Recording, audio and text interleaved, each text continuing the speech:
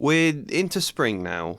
In the story, I mean. It's been so long since I've recorded one of these, we're almost into spring in real life too. But welcome back to my Building the Bonds of Attachment series, discussing the book Building the Bonds of Attachment. I promised there wouldn't be a big gap after the last episode, but then my PC broke and then there were other pressures and I kind of forgot how long it had been. But I'm back now and I'd like to make more of these consistently again. Please, if you do love this series, don't hesitate to nag me with these kind of things in the comments or remind me when I'll keep asking when is the next one going to be, because it is really useful when I do get those comments. The way I make YouTube videos do have to be so all over the place, thinking about what do I do next week, so kind of suddenly and impulsively.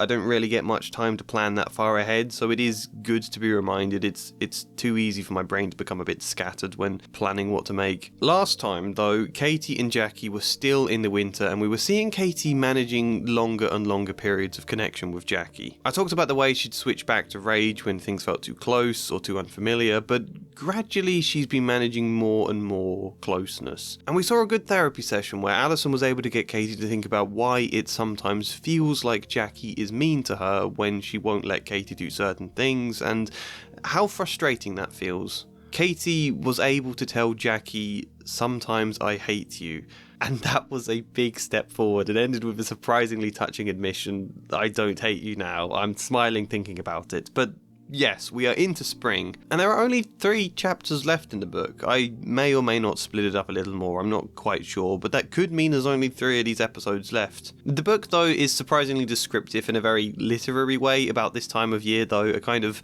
waiting for spring to really bloom and getting tetchy about how long it's taking. Katie is described as irritable, testy, and engaging in considerable self-pity. Whereas Maynard's muddled through, knowing that they will welcome each blade of grass when it finally appears towards the end of April, Katie had no such confidence in her future. But it's not just Katie this metaphor of the not quite blooming spring applies to, there's also Jackie. All this talk about projection, transference, countertransference, projective identification, all of these words that are slowly slipping into public use. You go into this kind of work aware of the power of this stuff. You think, okay, Katie feels ashamed of herself and angry with people, and she will make me feel that at times if I work with her. And you feel very good when you notice that, but when you work with a person more and you get to know them much better and you form a closer relationship, it can make it harder to stay aware of the feelings. It's a weird contradiction. You know the person better, but it's kind of like you've zoomed in so close the lens has gotten a little bit blurry and unfocused, you know? You connect deeper and it can blur to the point where sometimes it'll take you completely by surprise if you're not careful. What the hell am I talking about? Well,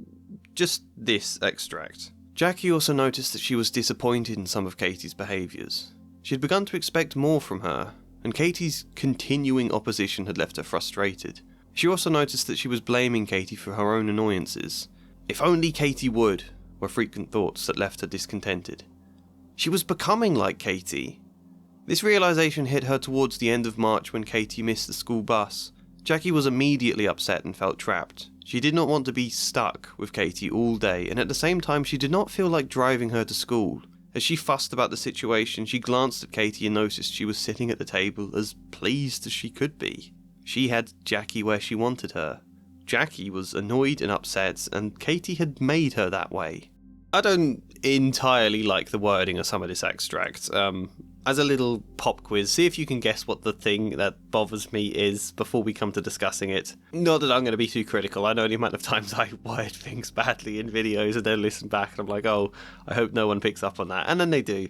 But the thing to remember about Jackie's irritation here is that it's a very easy thing to start shaming yourself for. I'm supposed to enjoy spending time with Katie. I'm supposed to show her love. I can't feel like this. I can't feel this frustration. But I don't know if the word should is supposed to come into it. You feel how you feel, and it's very relatable here. She does have a lot of love for Katie, but it's also incredibly stressful. Those two feelings can coexist. And I think the more open and accepting you are about that fact, the less the stress will get the better of you, because the less you're tying yourself up in shame for feeling it in the first place. You can love someone and feel challenged by them. Katie going to school is a chance for Jackie to just relax and recover for a bit, and then suddenly Katie hasn't gone to school when you were expecting a chance to relax, and it catches you off guard. It's not really Katie you're disappointed about, it's the situation. It was the chance to have a relaxing time and then you don't have it, and technically that's Katie's fault in a sense. She missed the bus, but you're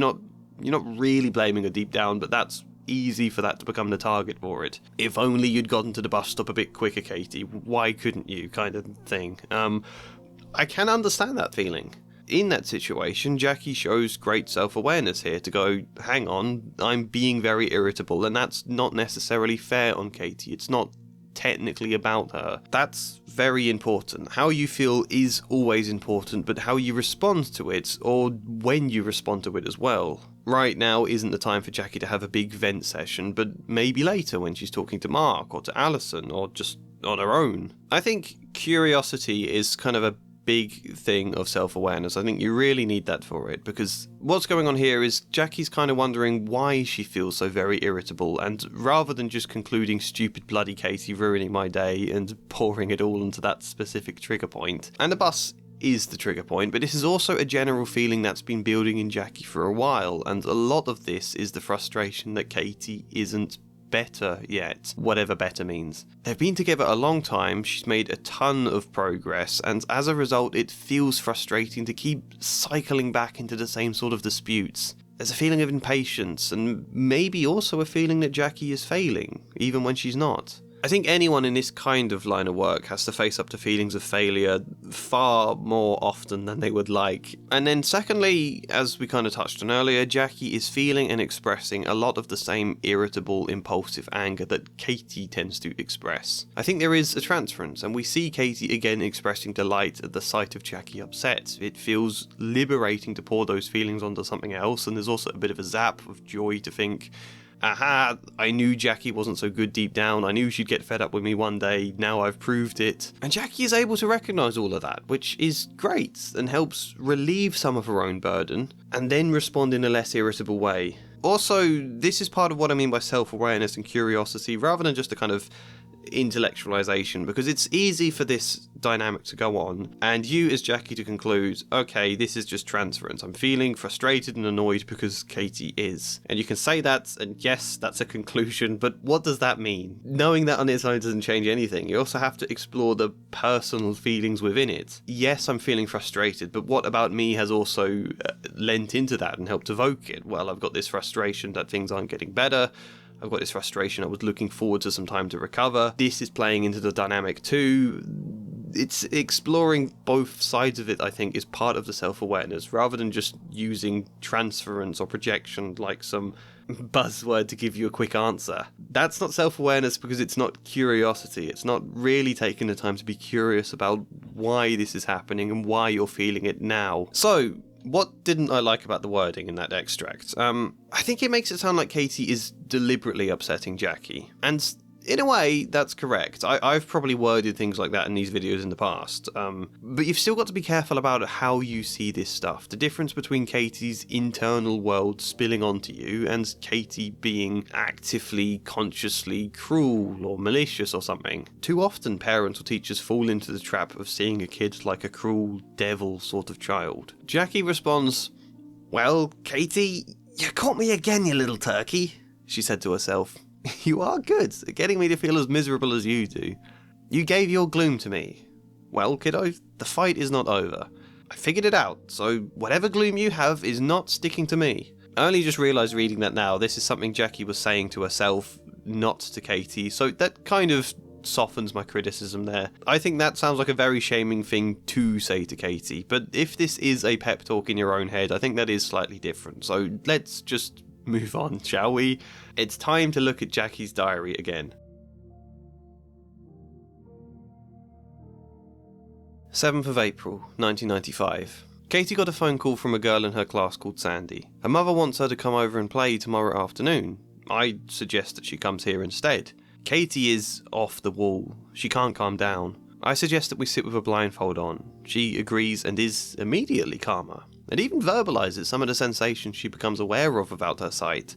This would not have worked unless she had felt some trust in her surroundings. Dinner okay, and she enjoys bedtime with dolls. Thanks me again for letting Sandy come over tomorrow. I suggest that she's simply ready for time with her friends now. It's kind of amusing how that reads like Katie is, I think, full-blown anxiety rather than rage, although that could be part of it here, and Jackie just goes, why not put a blindfold on?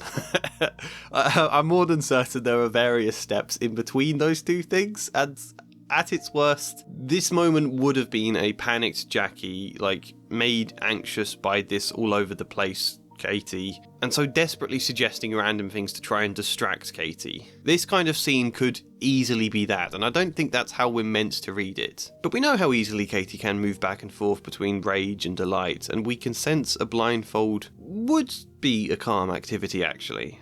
It's sitting still and taking time to perceive your sensations. It's a little bit meditative, but there's also something kind of fun and adventurous and playful about the idea of what being blindfolded feels like.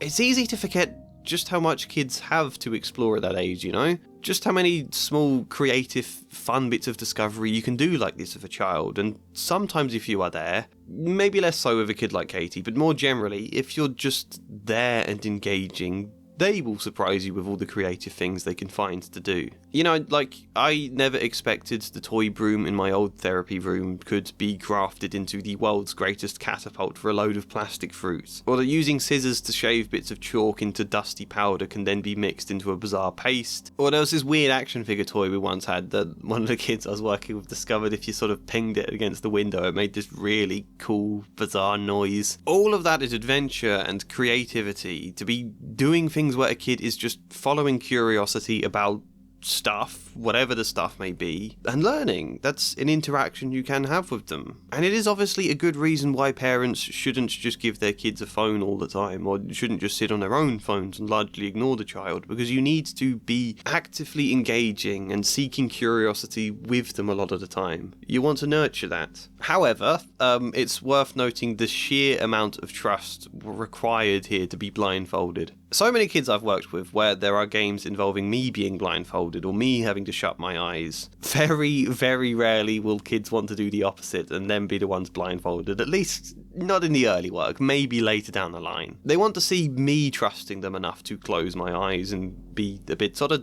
vulnerable in that situation. Often they then deliberately break my trust to play some kind of trick on me while my eyes are shut, which, you know, is often actually a positive example of mischievously engaging, rather than something cruel. And it's very important they see you react to that as mischief rather than a sign of them being so very bad and horrible. And then to see you again close your eyes and still trust them even after that, or playfully joke about whether they'll trick you again or not, but still be willing to trust them. Being blindfolded is a vulnerable thing, but here it's interesting, it's an adventure. That fact shows great development in Katie. Two other points before we get back to it. Sensory exploration is itself very important. Our therapy room is stacked with all sorts of different textured things to feel, or there's slime, or there's different kinds of lights and weird instruments. Exploring our senses and recognizing them is about more than being aware. Exploring your senses, recognizing them, is about being more aware or more in tune with your body. This big, strange nervous system, and having your brain feel better connected to all your bodily sensations can be very important. It's one of the reasons people often discuss yoga or Tai Chi as really positive for people with trauma, because you're engaging with your body's sensations and movement and balance and actively feeling more in control of them, actively tuning into them. And the other thing is Katie thanking Jackie about Sandy coming over. I like the idea that Jackie's suggesting she's simply ready for a friend now. I don't think that's necessarily the best wording of it, but I like the idea here that it's not I'm being extra nice to you, Katie, or that you've earned this exactly. No, you've always deserved a chance for a friend to come over. It's just a case that you're better able to manage it now. The 8th of April, 1995. Some success with Katie's first friend visit. She was so anxious. She tried so hard to be good in order to be liked. She was able to share and let Sandy decide what to do part of the time. 10th of April, 1995. Comes home sad. Sandy did not play with her at recess. One of the few times she showed that it mattered, and she was not mad about it. Accepts comforting. How great is that one, by the way? The person I want to be friends with, I'm actively trying to be friendly with, and she didn't want to play with me. I feel sad about that. I feel shame. Here is this painful experience. It is painful, but Katie isn't shutting that down. It's not the classic, I never wanted to be friends with her anyway, or I've got loads of better friends, or I'm not upset, why would I be upset? That's kind of what we would have seen earlier in the work. But I want to go on a tangent here, because people often talk about this kind of thing in relation to narcissism, which you can obviously see how this kind of thing does apply there. People often mistake narcissism for someone who feels great and amazing about everything all of the time, and actually no, it's kind of the opposite. It's that they feel so negative that they can't bear to recognise that feeling. They have to kind of completely paint over it and can often seem incapable of recognising the experiences that point to the feelings of shame. I suppose I'm saying that because it's good to remember that kind of idea doesn't just apply to narcissism. Increasingly, it's becoming common culture that people just chuck that word at everything, and it's good to remember the feeling of shame is just very, very difficult for all of us. And sometimes we do defend against it. Sometimes all of us do that. Katie's experiences of shame were so overwhelming that it's a much bigger struggle for her, but here we do see her managing the feeling a bit more, letting it in at times where she can seek comfort, especially when it's as massive a feeling as that. I'm sure all of us can remember how painful it is for someone to not want to play with you at school or after school or something. It's hard, but also kind of important. It's all a part of learning and exploring relationships. School can be incredibly awful, especially depending on how well run the school is, but it's still a great social environment for children to learn how social interaction works and learn a lot of these dynamics and how to engage with big communities of people. The 11th of April, 1995. Happy over playing with Sandy again. Possibility of friendship, new experience, healthy anxiety about it. Insecure. 18th of April, 1995. Therapy seemed to have an impact today. Alison has been working on the differences between me and Sally for months. In her grown-up voice, Katie told Alison that Sally and I are different, as if Alison didn't know that. On the way home, she tells me that she was telling Alison the truth. Of course, when I sent her from the table for screaming over having to wait, she hated me. At bedtime, she told me that she lied. She does not hate me. She was just mad at me. I tell her that I believe her. That last example kind of repeats everything we talked about last episodes. Obviously, I've cut down a lot from the diary extracts there. There's quite a lot of detail in the book, and they're all really great to read, but the main thing is to highlight it's just that Katie's doing a bit better. This less oppositional side of her is becoming like a rare event rather than a regular natural part, and that's development. All of the conversation we saw her having with Alison in the session of the last episode has now been internalised to such an extent that Katie is having that conversation on her own with Jackie. That's when you know someone's really taken it in. And let's just highlight she is able to make a friend. How huge is that? We see her nervous about it, and we see her trying her very best to make sure Sandy likes her, which, sure, we tend not to make our best friends by trying really hard, but it shows she's got some belief here that it's possible for her to make a close connection. Not that it's impossible and that she's unlovable and it's pointless trying, but now maybe we can be friends. Maybe I can be liked.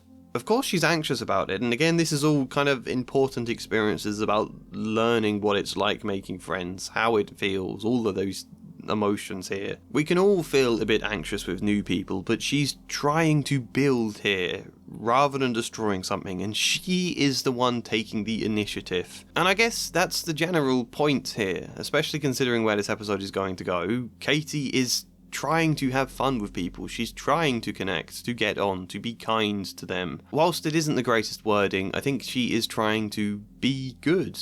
But not for reward here, not because being good is behaviour she's supposed to show and she will get praised for it. No, she's being good because she wants to feel good. She wants to make Jackie happy. She doesn't want Jackie to feel upset because she cares about Jackie. She wants to be good because she wants a friend. She wants connection and love. And that's a good thing. Obviously it's good. However, we have to be very wary of the difficulty it does present Katie with. Now that she's actually trying, she's setting herself up for greater disappointments if her efforts don't work. What does happen if it goes wrong? On the 29th of April, Katie and Jackie go for a walk in the woods. They've been doing it quite a bit through spring. By now, Katie was willing to accept the activities that Jackie had planned for her.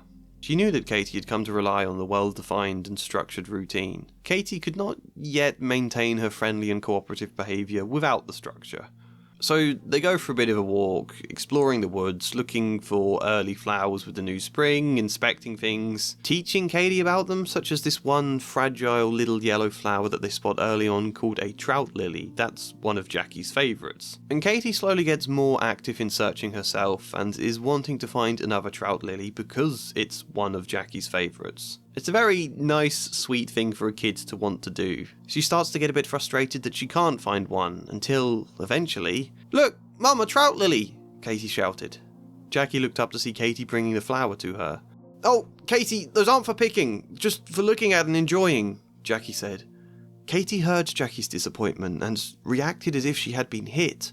Jackie saw the response and tried to reduce the impact of her words. "Thanks, sweetie, for showing me what you found. I know that you thought I'd be happy if you picked it for me to see. Thanks, honey." Katie did not respond to what she said. Katie threw the flower down and turned her back to Jackie. Jackie tries again to reduce the sting, but Katie walks away further, now kicking leaves on the ground. "I don't care," she yelled. "I don't care, I don't care!" Jackie got up and approached her. Katie ran down the trail. She was heading in the direction of the house, so Jackie did not worry too much. She calls out, but Katie doesn't stop, and she decides it's best not to chase in this instance, but to calmly carry on and trust that she will see Katie on her way back. Which she does. She spots Katie a little way off the path behind a tree. "Katie, come out so we can walk back together." When Katie did not respond, she carried on back towards home herself, knowing that Katie would follow on her own terms. As she approached the back of the shed, she heard Katie running up behind. She smiled and turned to see Katie hurl a stone at her. She instinctively raised her arm. The stone glanced off the side of her wrist and hit her cheek. She felt another stone hit her leg, then a third fly past her shoulder. She looked at Katie again, who had no more stones to throw. Jackie took 3 quick steps forwards and grabbed Katie's arm. "Katie, I will not allow you to hurt me. I am angry for what you did. You could have hurt me badly. In our family, we do not hurt each other." "I don't care! I hate you!" Jackie was startled by Katie's rage. "Sweetie, I don't hate you for hitting me with stones, but I am angry, and I'm not going to let you do it." "Let me go! You do so hate me! You hate me!" Katie screamed. Tears came down her face. "I love you, Katie! I love you!" Jackie pulled her close. Katie screamed and struggled, causing Jackie to lose balance and fall with Katie in her arms. "Let me go! Let me go!" Katie tried to kick Jackie, but she held too close for it to be effective. "You're safe, sweetie. I'll hold you as long as you need me." "You hate me," Katie said again, though with less intensity. Her movements had less force. "No, Katie, I don't hate you. I was sad that you pulled up the flower, but I know that you did it for me. I simply had not told you that the flowers were for looking at. I don't hate you at all, and I can understand why you were upset that I wasn't happy when you brought me the flower." Jackie felt Katie begin to relax. She wiped the tears from Katie's face. "Oh, honey, you got angry. You're learning to be close with me, and you did something that you thought I would like, but I didn't. You hit me with a stone, but I'm okay." Katie now looked at Jackie and saw some blood on her cheek, where the stone had hit her. "You're bleeding!" Katie screamed in terror. "You're bleeding! I hurt you!" "It's only a small cut. I'm okay." "No, don't hold me, please. I'm bad. Don't love me." Katie seemed to be terrified. "I'm so sorry you think you're bad. So sorry. I do love you, and I'm going to keep loving you." "No, don't love me." Katie. Maybe you hate yourself now, but I don't. I love you, and I hope that someday you will learn to love you too." She began to rock slowly back and forth. Katie cried harder and leaned into Jackie. She buried her face in Jackie's neck. They both continued to cry. "It's too hard," Katie said eventually. "It's too hard to learn to love. I can't do it. It's too hard." Jackie stared at this child, who was raised on fear and loneliness and shame.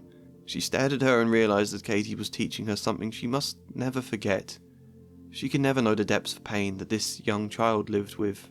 She would never know how hard it was, and how hard it still is. She pulled her close again, and whispered in her ear, "I know it's hard, Katie. I know it's hard. I want you to keep trying. I want you to learn about love. It's worth it. I want you to know that." They rested a while. Jackie ran her hands through Katie's hair, and gently smiled into her eyes. When they began to feel cold, they helped each other up and walked home with Jackie's arms around Katie. It's admittedly quite a long extract I've read there. I've cut it down quite a bit, but I don't think I should cut it any shorter. The emotion is too important. If that story doesn't get you, I don't know what does. I got teary reading that. Sometimes we try to please people, not necessarily for praise. Sometimes we want to delight in seeing people happy, but sometimes it doesn't come off. That can feel like a great rejection. I think we all know that kind of feeling, no matter how old we get. Like, things like Christmas are a great example. Sometimes we have to get a slightly risky present for someone and we feel nervous about whether they'll like it or not. And if they don't, we feel bad. We feel like we did wrong. I know my parents, sometimes my mum insists on buying me clothes for Christmas, and it's always a risky thing for her to do, and once she has, she is constantly asking me if I've worn them yet, how much I wear them, if I like them. Because to her, if I didn't want the present, it feels like a rejection of her as a person, and it's a difficult feeling. So imagine that basic feeling magnified by 1,000 for Katie. Imagine it's a very rare thing you try to do things to make others happy, and when you're finally just starting to try it, finally daring to put yourself out there like that, it doesn't work and they seem disappointed. That would feel like a punch to the face. And so the effect it has on Katie is a big one here. It temporarily sets her back into rage and even violence. It's obviously all a new crucial experience that Katie needs to learn from. That even when things don't come off in your efforts to please others, it doesn't mean they reject you or hate you as a person. It just means you got a small specific thing wrong this time. And because Jackie's here to comfort and to be with her even when she's angry and to help her understand this, Katie will learn from that. She will learn that positive lesson from this experience rather than the negative lesson, which would have been, I should never try it again because it just opens me up to be hated. The interesting thing really is how quickly and easily our rage can often give way to fear and total horror at what our rage has led us to do. How suddenly Katie moves from attacking Jackie to feeling sick at the fact that she made Jackie bleed. The fact she's able to notice this and feel this sense of self-hatred and horror is something, and to seek comfort over that feeling from the very person she's hurt. Like, yes, she's telling Jackie not to love her, but she is also expressing that fear there, expressing it to Jackie, seeking comfort over it. Really, I think the main thing is just that it's very hard. Very, very hard for Katie and other similar children in a way that I will never quite be able to comprehend. I don't know this world. Counsellors often don't know that world. They can understand it, they can imagine and empathise with it, but not fully know what it's like to go through that yourself. Sometimes they do, obviously, and that's probably a great positive to their work. But it doesn't necessarily mean you need to know someone else's experiences for yourself in order to help them. And even if you did, their experiences are still going to be different. They're still going to be a different person. It's a colossal fact to remember. Katie has suffered an incredible amount. So much pain she is still feeling, and look how far she's come already, you know? The pain is still there, but there's also spots of love starting to appear. Maybe that won't take all the pain away, but it's still love. It's light. The nice thing here from a story point of view, I think, is also that we have an arc for Jackie this chapter. To go from a general frustration that things aren't progressing faster with Katie, to again remembering, in a moment of incredibly painful realisation, just how much Katie has gone through and just how much time that is still going to take. You can imagine there's a very, very moving therapy session that follows this encounter. I'm not going to read it. I'm going to finish this video with something else, I think, which is quite poignant to the following story I've just read. This leads us into May now. Katie's rage did not just simply disappear. She still exploded, but she did so less frequently and with less intensity. What was increasing was the rage she directed towards herself. She began hitting herself in the face, or banging her head against the wall. She seemed to want to limit her rage at Jackie, and was willing to hit herself if it helped to do so. We've just had a story about her throwing stones at Jackie and making her bleed, you know, hurting the one person she really loves, and how horrified she felt after that. Now followed by limiting her rage at Jackie and instead turning it on herself. And when Jackie tries talking to Katie about it, Katie's quite clear about how important this is. But you really don't have to feel pain at all, Katie. If you don't hit yourself, everything will still be the same. You don't have to punish yourself for me to forgive whatever you did. No, Katie responded forcefully. I have to hurt myself, but don't worry, Mum, it's okay. It doesn't hurt much, and then I feel better. Jackie tries to talk a bit further about it, but Katie's getting distressed and forceful about this point, and in a frantic moment she then accidentally knocks a plant pot off the table and it smashes. No, no, no! Katie screamed. You made me do it! Why don't you let me hit myself? Why don't you? I'm not stopping you, said Jackie. I simply want you to know that you don't have to. I do! You still don't understand. If I don't hurt myself, I'll hurt you. Or your flowers. Katie burst into tears. She cried harder than Jackie had ever seen her cry. She held the geranium to her face. I don't want to hurt your flowers. Why do you want me to hurt your flowers? I don't, Katie, I don't, Jackie replied, hugging her. I don't want you to hurt yourself either. My flowers are special to me, but not as special as you are. That's what I want you to know someday. I also want you to discover that you don't have to hurt either me or you when you're mad. Your mad feelings do not have to be the boss of you, Katie. They don't have to be connected to hitting and hurting. Feeling mad is simply a feeling, and can be a signal for something that's bothering you. Quite a simple point, but quite difficult for anyone to grapple with at times. I think you can see in the way this scene is described that it's very difficult to convey this point in a way that's clear to a child. I think it may take several more conversations for this to really hit. Anger doesn't have to be a fiery thing of great destruction. It's just a feeling like any other. A feeling we can talk about. We can vent with someone we trust. We can write our feelings, smack a punch bag, scream, run really fast, play FIFA on the PS4 and go mental at your controller when things don't work out. No, I don't recommend that last one, actually. Sometimes we think of anger like it's this outer thing that possesses us entirely, but it's not. It's just one of many feelings we all have sometimes, and a feeling we can work with. Right now, Katie struggles to do that, but that's okay. Jackie's trying very carefully to explore this stuff here with Katie in a way that's not shaming her for hitting herself, not saying you're bad for doing that. And Katie will get there. I think she is seeing more and more that her rage isn't this uncontrollable monster that takes charge and obliterates everything. Because it's never obliterated Jackie. Inevitably, seeing her bleed would stir those feelings up much more again, and it's obliterated a plant pot and various other things, but never Jackie. It's never really destroyed anything between them. Therefore, the rage isn't quite so powerful and destructive as she believes. And if it's not so powerful, then maybe it doesn't have to have total control of her. Maybe she can take charge of it. But that is where we finished today. I hope you got something from this. I hope you find it as emotionally charged and wonderful as I do. Please like and comment if you did like it. You can subscribe, you can support me on Patreon as well. You can buy the book and read everything I haven't discussed. But otherwise, there is going to be a shorter gap until the next episode. I say that every time, but I mean it. I mean it. Keep an eye out for when the next one is, and otherwise, hopefully see you next time. And as ever, a special thank you goes to Flying Spider, Kellyanne Davidson, Luke Orr, Michael Gallagher, Ben Ree, Joshua C. Follier, and Chad Bramwell. Thank you.